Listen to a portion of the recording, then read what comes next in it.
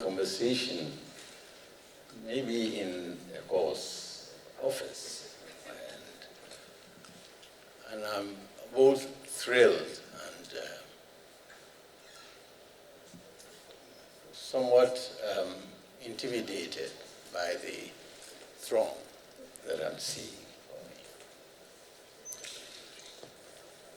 I prepared a text that I was going to inflict on you.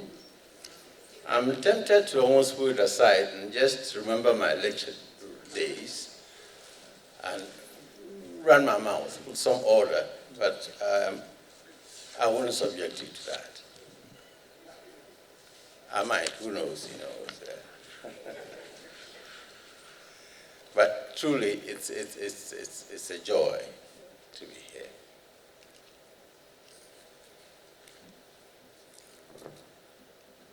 We live in very interesting times as a nation.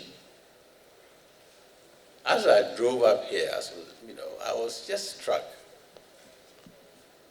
by the intrusions and almost the deliberate obstacles that have been littered on the roads. It seemed as if every few meters you had to go over some speed ramp or rumble strip, things that it seemed were built to destroy cars and create maximum discomfort for those who ply the roads. And then I also looked at just the developments taking place in the small towns and villages along the road, and the cacophony and confusion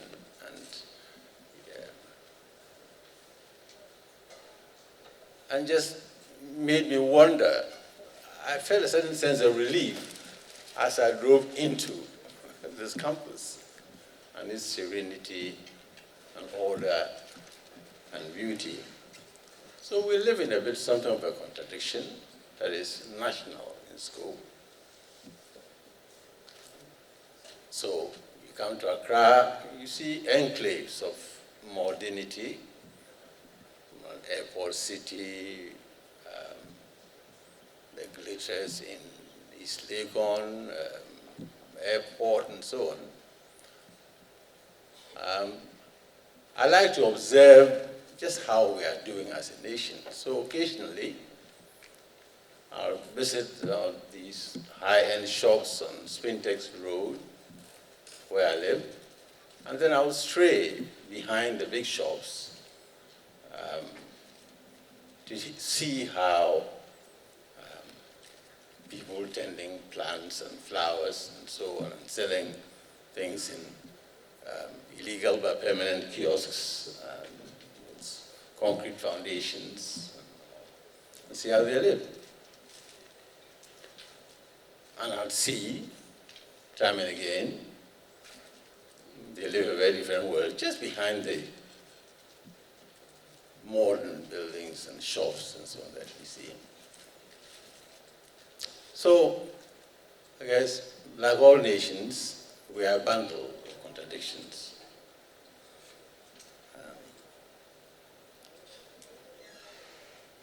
And I'm glad that within this campus, and also our other campuses, we are able to sort of both relate to the environment that we are in, but still shut ourselves in order to be able to pursue the lofty ideals that our institutions were set up for.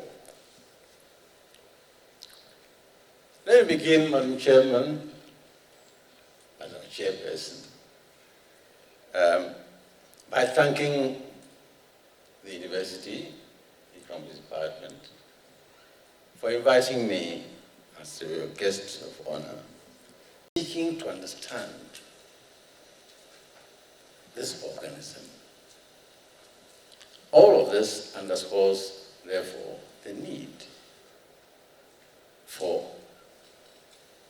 research, especially in the matter of our economy as a nation.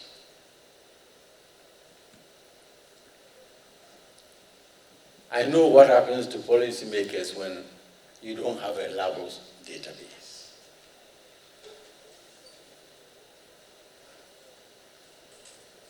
And I have to say, Madam Chairperson, almost a little scandalized that the school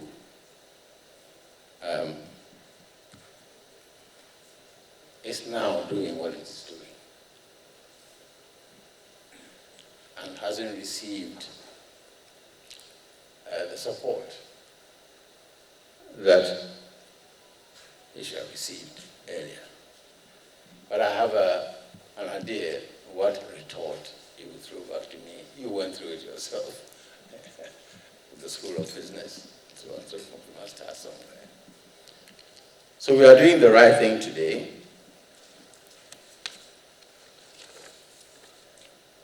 I'm making up for lost time. But the fierce determination in the eyes of the Kwadwo's team give me some comfort that this job will be done.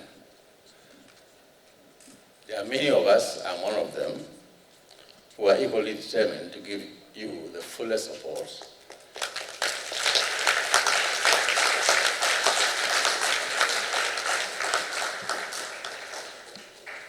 and I have indeed already managed to get a number of colleagues, I'm sure we've got some more, who will help in this endeavor.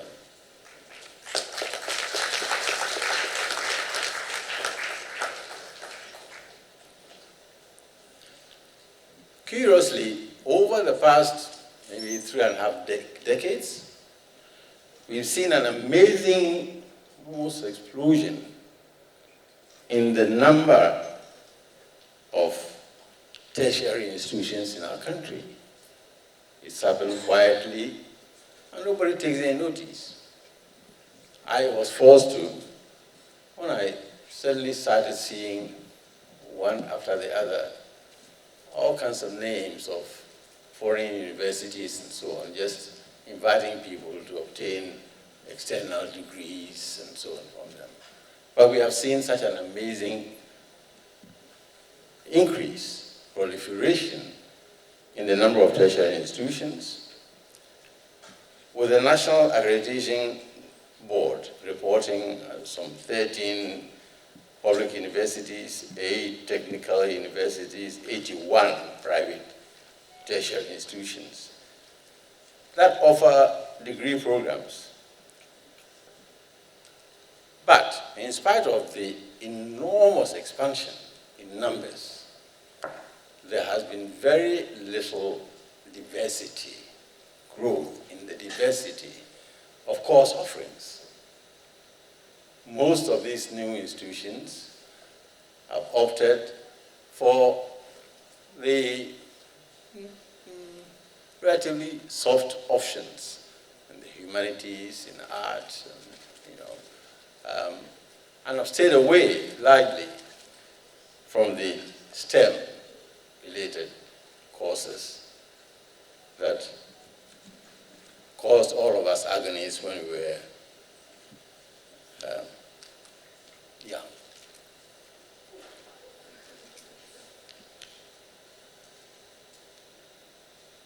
I've stayed away from the hard courses that the labor market needs.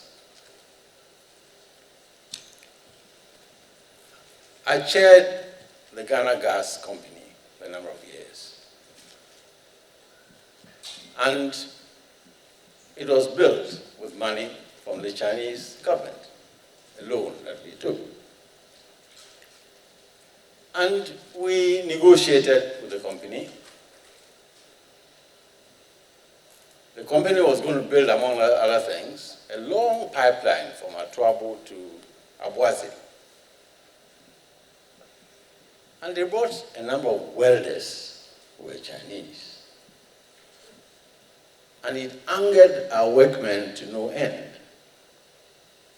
They said, welders are the kinds of people that we can find in great supply at the roadsides in our country. We knew better, of course, that these were not ordinary welders. These were high-grade, very, very specialized welders. So I pleaded with them to just, be cool. And understudy, no, they won't listen. In the end, we overruled them because we were not about to risk explosions on the pipelines. And so we said, okay, now we will advertise the qualifications you needed to be that kind of welder. You can apply if you can. And they simply didn't have the capability to do it. So they understudied the Chinese. We told the Chinese, well, yes, you can bring them, but you need to train and understudy in 2 years so that we will all be withdrawn and the place will run mainly by Ghanaians. We did that for just about everything. And that's what happened. We had so many engineers, so many welders who were capable of being upgraded, who finally did get upgraded. But we started without them.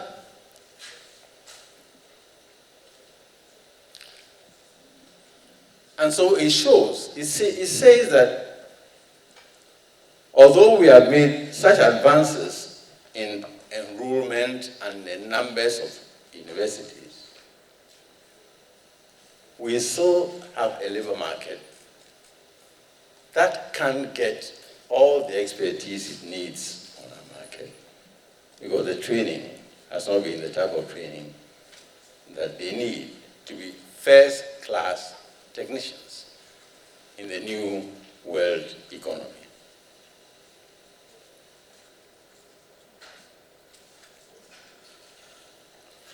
Now, to be sure, the funding of cutting-edge, world-class research capabilities in our leading public universities, which Nkrumah saw back in the 60s. We had a nuclear research capability back then. The man was talking about science cities back then. So with leadership that is forward-looking and determined to do things, these things can be done.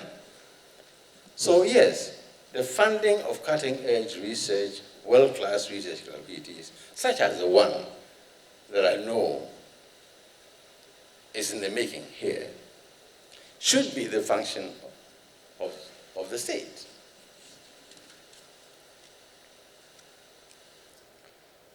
Indeed, successive governments have recognized this and provided assurances in annual State of the Nation addresses.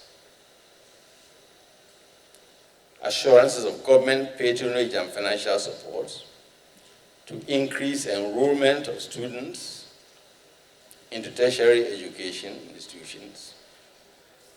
And so in his State of the Nation address last year, President Nana Akufo-Addo noted that with regret that after 64 years of independence, we still do not have the critical mass of tertiary education graduates that is required for our socio-economic transformation last year, and pledged to introduce measures to increase consciously the proportion and population with tertiary education to accelerate, he said, the transformation of our country. And he targeted an increase in the ratio from 18 to 30% by 2030, focusing on science, technology, engineering, and mathematics, STEM-related fields, with emphasis on engineering, he said. The only thing he failed to add, he could well have added a world-class research-intensive and entrepreneurial economics schools. President John Mahama, before him, also reiterated in his 2015 State of the Nation address that his government's commitment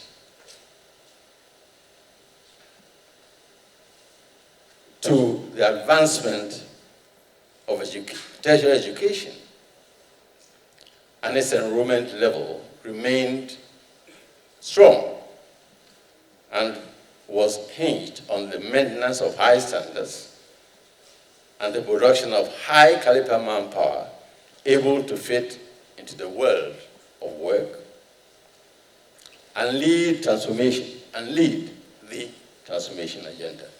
Almost similar words.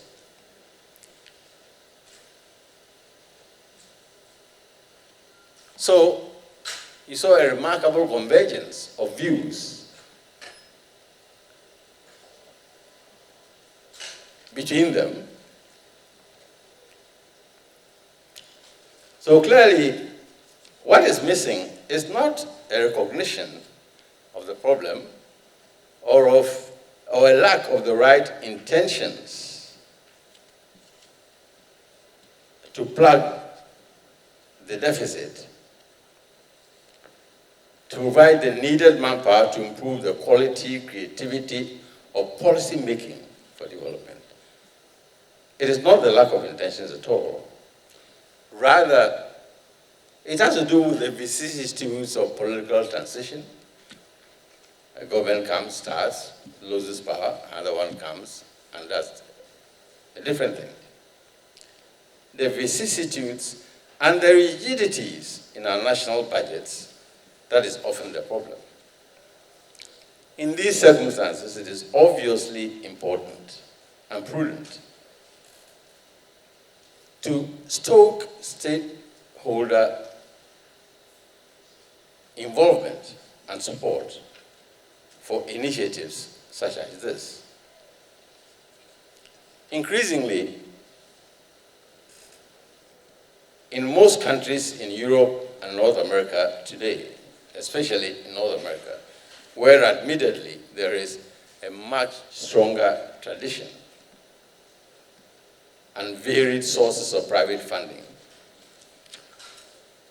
So universities, departments, or schools within universities have staggering endowments that are professionally managed and invested in assets that yield good returns and, of course, benefit immensely, come from alumni bequests and corporate gifts.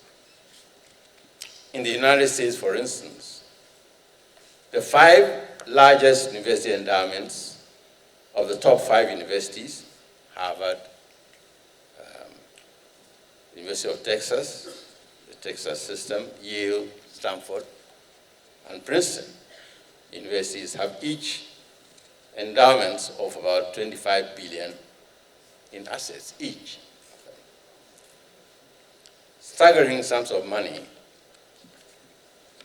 that are larger than the GDPs of some African countries.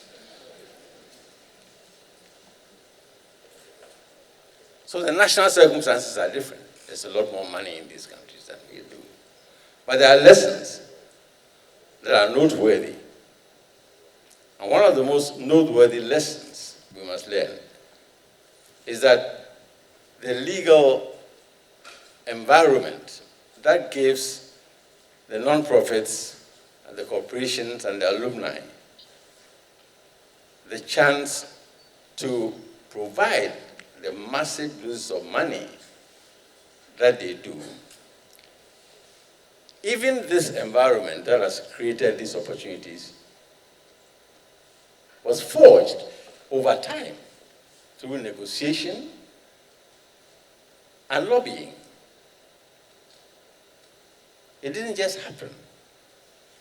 So part of our work must be not only to have occasions like this, where we can mobilize money quickly.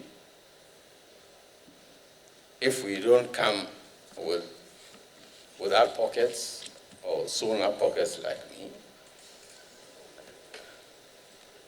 So even that takes some enterprise.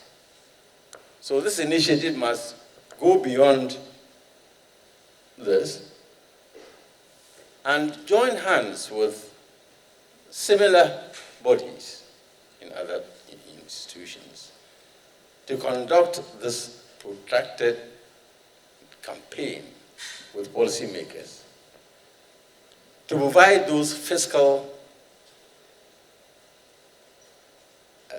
incentives that would make possible the giving of donations and funding over long periods. And the role of alumni, particularly, is hugely critical. You'll be amazed at just the amount of money that the alumni bodies in these big universities provide. We don't quite have the same resourcefulness in the alumni that we have. But targeting them often yields significant results.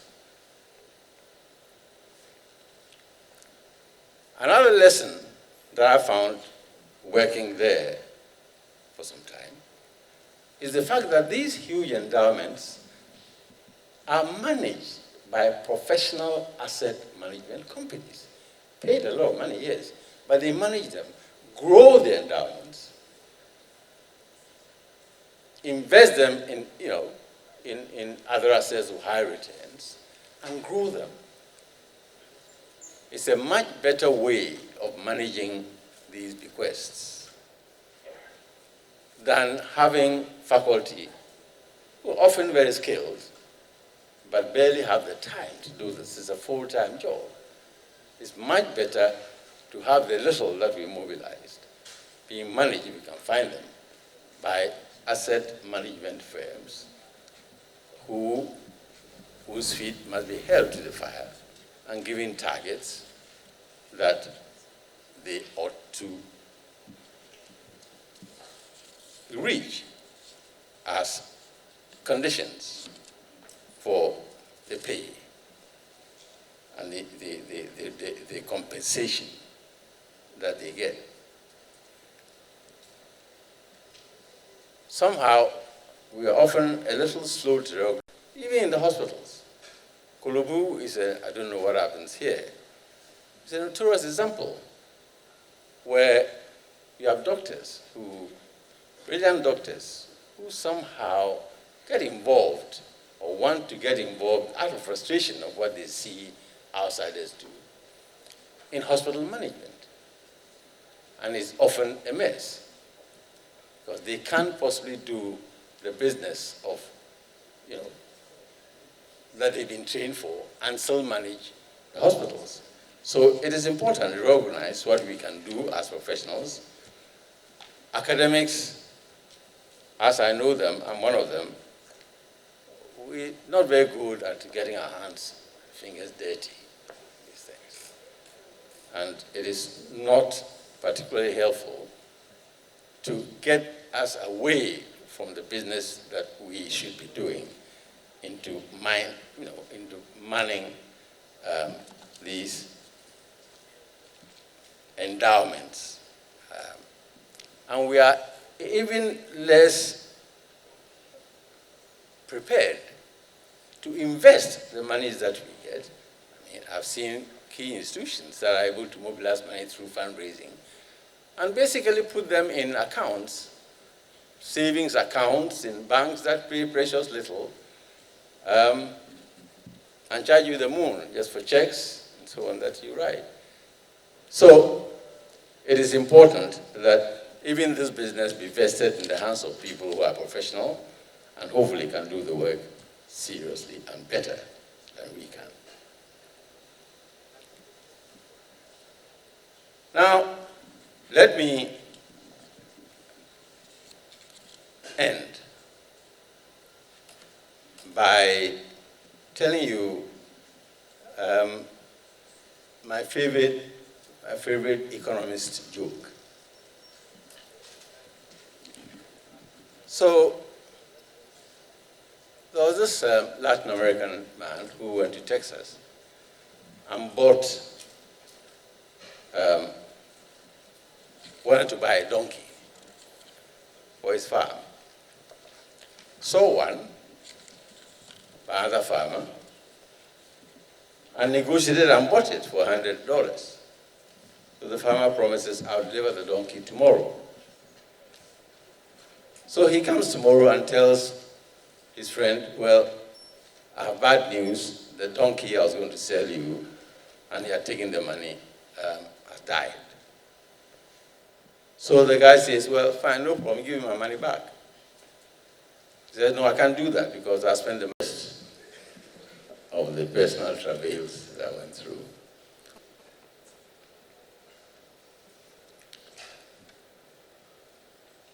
Then I began to understand the depth of the economic crisis that we were in. The problem was that we really didn't even know where we were because the national accounts hadn't been published for about 3 years or so at the time. And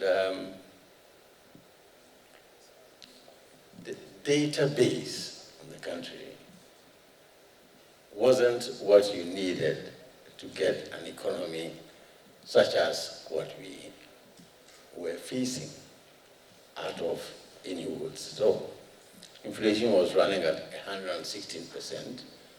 That's hard to believe. GDP growth had slowed and then turned negative.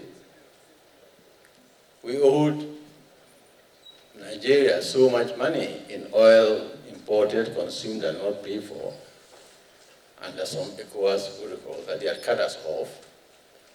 We've been quarantined financially by everybody. I felt like going back to campus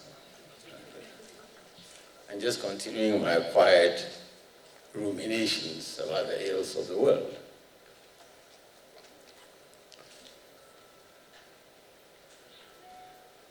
But when the bushfires started, this was the country already on its knees. We're going through a third successive year of drought, accompanied by bushfires that destroyed a substantial acreage of our tree crops and farms. Just when we thought things were just impossible to manage, we suddenly suffered a 10% increase in our population, suddenly, overnight. When Nigeria, mostly, a little help from Kwadwo, sent back 1 million people,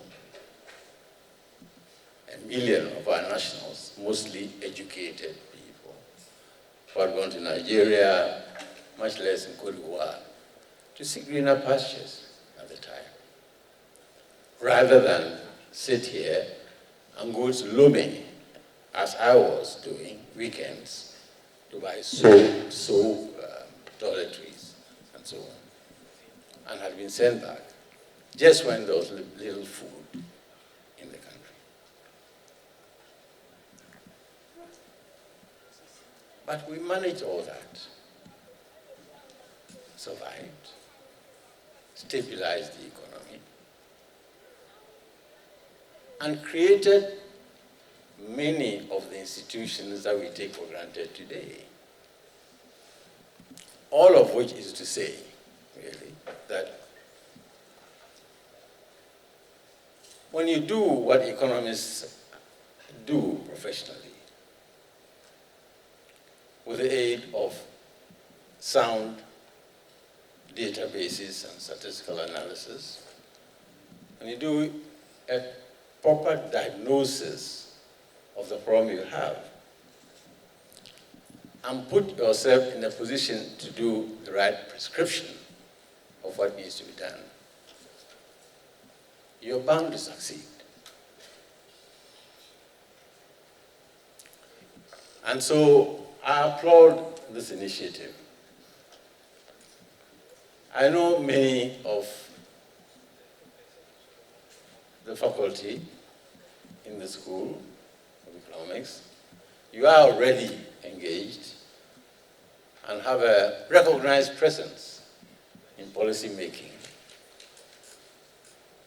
in the councils of policy making and management teams, mostly of the group that I know. Let's put it that way. And I'm delighted that you are taking steps to move the school into and align it with the changes and challenges that are taking place in the profession. That's as far back as I'll go about our experiences as a country and where we've come from. When I got to Harvard, after I left office as a minister, after I left office, I went to some World Bank meeting and saw Professor Jeffrey Sachs and others who just walked up to me and said, well, we hear that you have a job. What job? Almost as if they were joking. But anyway, I ended up at Harvard, at the Harvard Institute for International Development. They ushered me to an office, a nice office, a computer on the desk, and a little cluster of books on the bookshelf. And said, well, that's your office, Kwesi. I looked around knowingly, oh, yes, this is a computer. You know. I had never turned on a computer. I had two secretaries. We didn't even call them personal assistants. And I dictated what I wanted, typed, and I really didn't know what the computer was supposed to do. But I was too proud an academic to admit to these buggers that I didn't know what was going on. Anyway, so I went back and forth about a week, and then I'd meet my colleagues in the elevators, just going home and so on. And they would each be complaining, Kwesi, we send you letters and so on, and messages, and I haven't heard from you. I said, really? Okay, I haven't seen anything in my pigeonhole. Well, we all had little boxes and so on that mainly had nuisance flyers and stuff. But as everybody kept complaining, I felt something was amiss. Fortunately for me, the ICT guy at the school was an Ethiopian, brother. So I called him one evening, going to work and going home. And I said, my brother, why don't you meet on a Saturday? So I want to know just how the building looked like over the weekend. So something silly. Anyway, so he came to my office, and I think he noticed that I wasn't particularly at home with the computer configurations in the office. So he asked me, have you checked your mail? I said, no, check it for me. I'm doing something else. But I watched him as he was doing it. Anyway, he was so gracious, he actually put me through the drill. And then I found over 120 emails. Well, I had to get on top of this very quickly.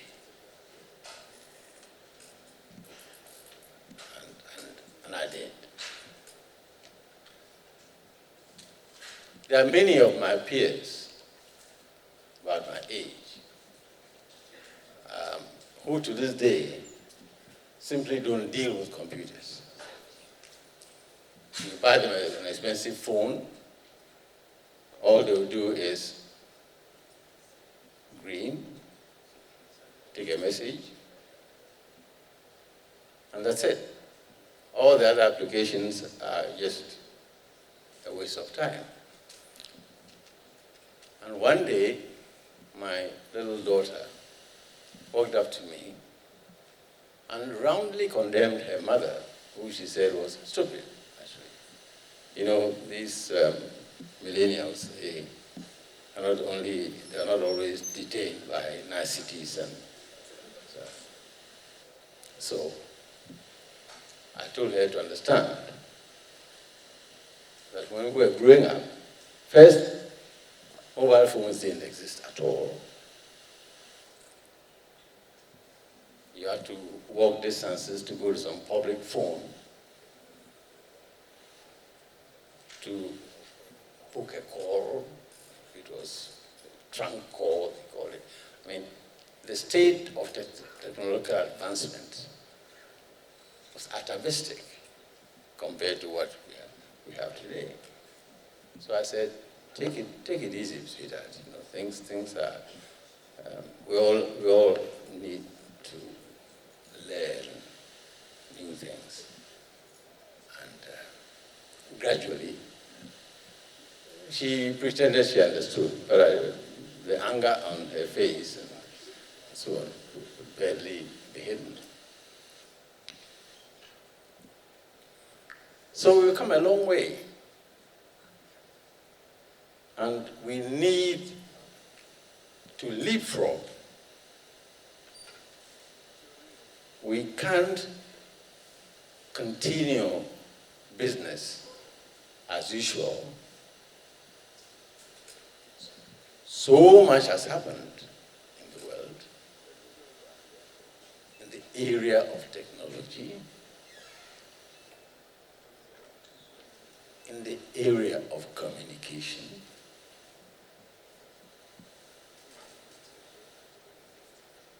that we are in danger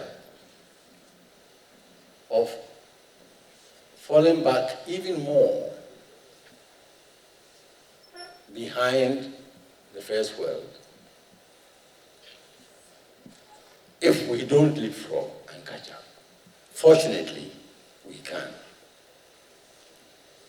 And the economics departments in our universities have a particularly important role to play in this enterprise. Which is why when the dean and his team came to see me, I was thrilled just listening to what they were aiming to do.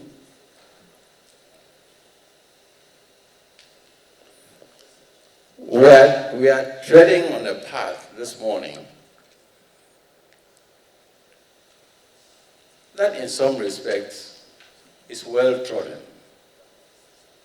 This is not the first time that a development fund is being launched. Our gracious chairman and the business school have done it 6 years ago. Many others have done so. So there's nothing particularly unique about launching a development fund.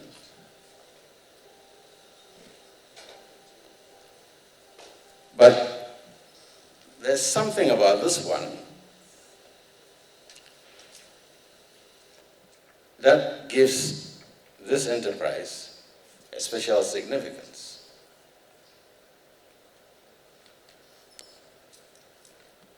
What gives it that special significance is all sort of clustered in the language of the theme for this morning's fundraising. We are seeking to build one world-class, research-intensive, and entrepreneurial school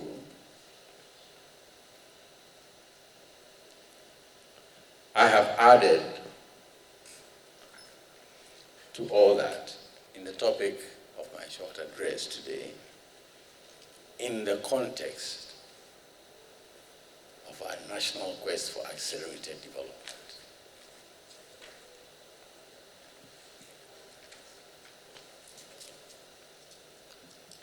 The recent pandemic hasn't quite gone away, it still lingers.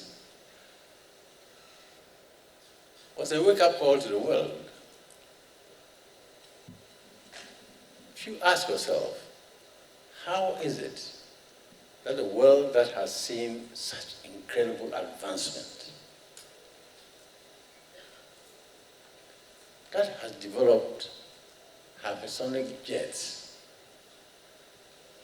developed weapons that can be delivered thousands of miles away in short order, has developed artificial intelligence that can literally deploy an army of machines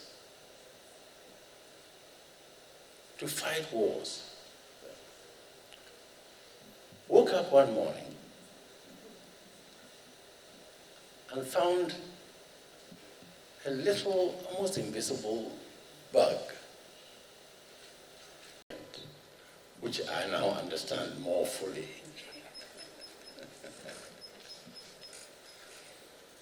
But just so you know, quickly, my clothes don't have any pockets at all.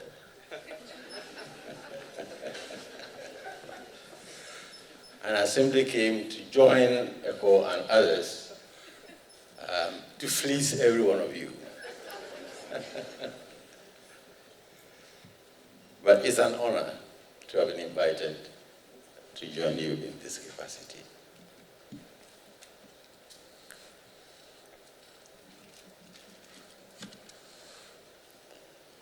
As a nation, we don't have a particularly good sense of history. When I gave a lecture recently, a few weeks ago, on the occasion of our Independence Day celebrations, and expressed some worries about the economic conjunction that I saw our nation plunged into. I made reference to the experiences that I had as a young Minister of Finance in '82,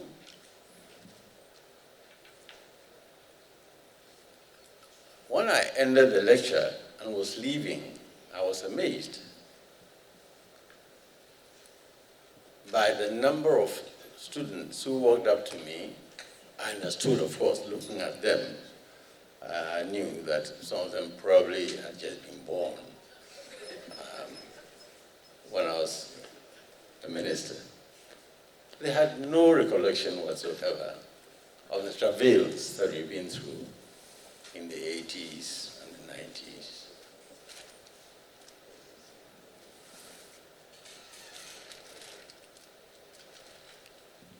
But I'd like to tell you just a little bit of it.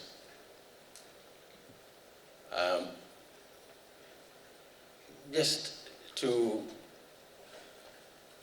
stress the importance of knowing where we've come from and the context in which this enterprise we are launching today must be seen.